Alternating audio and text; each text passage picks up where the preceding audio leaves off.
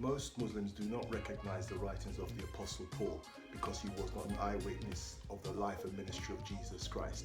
And so where Paul in 1 Corinthians chapter 15 verses 3 to 6 talks about 500 people that saw Jesus Christ alive again after his public crucifixion and burial, Surah chapter 1, 5, 7 of the Quran rejects that. But I believe that's a mistake for two reasons. Number one, Paul the Apostle wrote the bulk of the New Testament in the Bible, which they accept. And number two, 1 Corinthians chapter 15 verse 8 says something very interesting at the second half, and I'll read the whole of that verse for you. After that, he was seen by over 500 brethren at once, of whom, and here it is, the greater part remain present.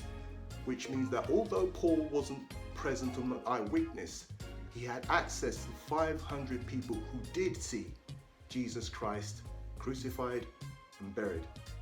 And so here I want to look at one more issue. Even if we reject the writings of Paul, the writings of Matthew, the eyewitness account of Matthew in chapter 28, we still have verses 1, verses 5 to 7, and verses 16 to 20, which focus on the crucifixion and burial of Jesus Christ.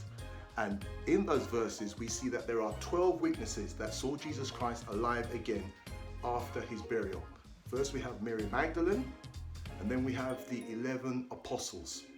So then here is the message I was sent to deliver.